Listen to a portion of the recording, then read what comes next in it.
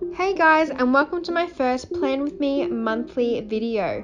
Today I will be showing you my August setup with my cute little dinosaur theme.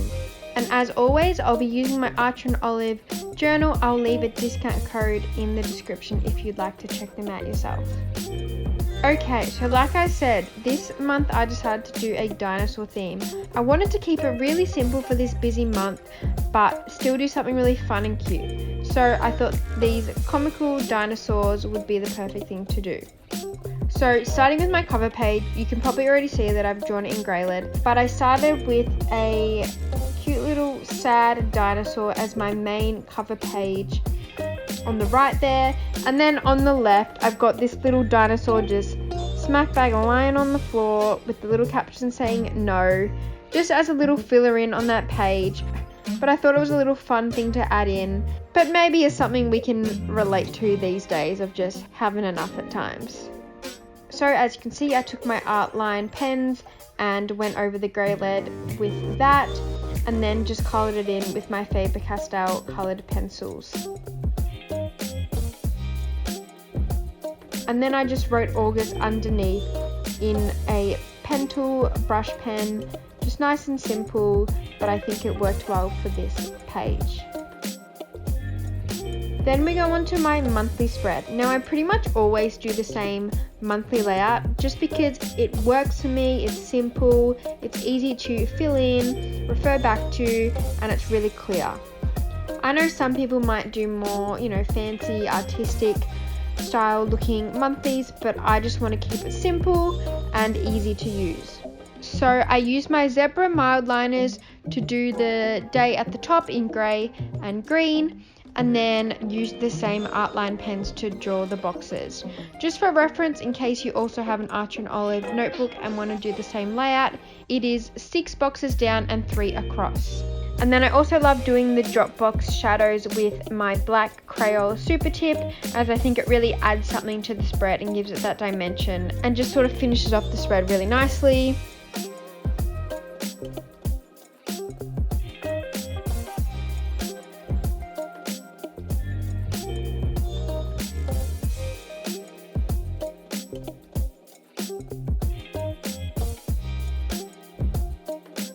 Then in terms of trackers for my monthlies, I know some people do like a whole spread dedicated to all different trackers, but I'm someone who doesn't like to track a whole heap just because I know I won't keep up with it, and I think for me less is more, and having just 1 or 2 means that I will make sure I will keep up with it and I will fill it all in, instead of it being overwhelming and having too many trackers and that I can't keep up with or just forget about.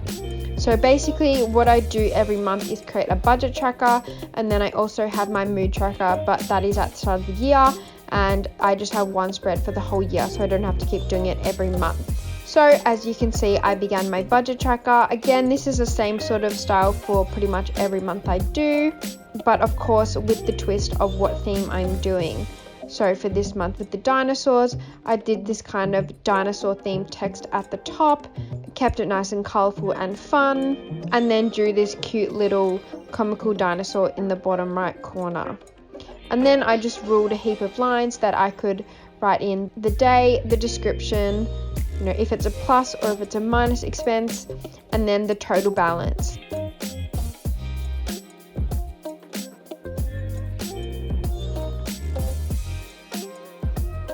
I think this is a really nice way to keep track of my expenses plus my income, and it's nice to look back on at the end of the month and see how much money you've made or where you've spent your money.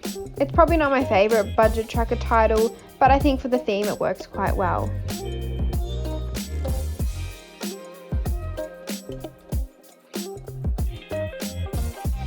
And then they're probably the only main things that I include in every month, and then I just go into my weekly spreads. So I've included my first weekly spread in this setup. Again, another simple one that you can easily replicate and is easy to use. I started with 2 different drawings of this cute little dinosaur cartoon in both corners, and then like I've said before, I usually start with some sort of illustration and then build my week around that, and see how many days I can fit in around the drawings that I've created.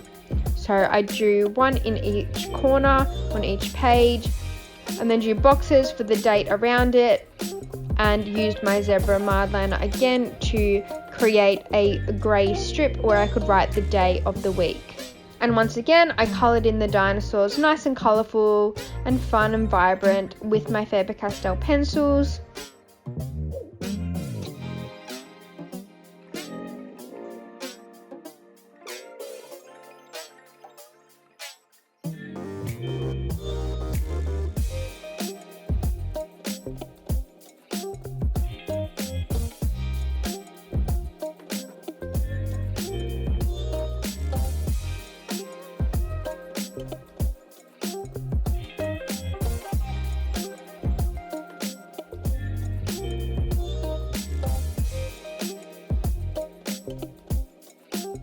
And then, as you can see, I realized I actually wrote the wrong day, so there's just a little asterisk there, and it's supposed to be Saturday the 31st, as my last weekly from the month before only went up to the 30th, and so I was just going to put Saturday in this one, but I accidentally wrote the 30th. But you know what? I included that in because not every spread is perfect, and honestly, pretty much every spread I make a mistake, and you know what? That's fine. So this is my final bullet journal August setup. A few hours of work in there, condensed down to a few minutes to make it look nice and easy and simple. But it is. You can make bullet journaling your own. You know, find what works best for you. If that is really simple spreads like this, then go ahead. It's just a bit of fun and enjoyment, and I hope you guys can find some inspiration from this. If you do, tag me in it on Instagram or comment down below. And happy bullet journaling. Thank you guys so much for watching once again. Please like this video and subscribe, because there's lots more content coming, and this is only the start for me. And remember, you can see all my spreads and more on my Instagram at handmadebyjesslee, where I'm posting really regularly, and I really appreciate the support. Thanks guys, see you next time, bye.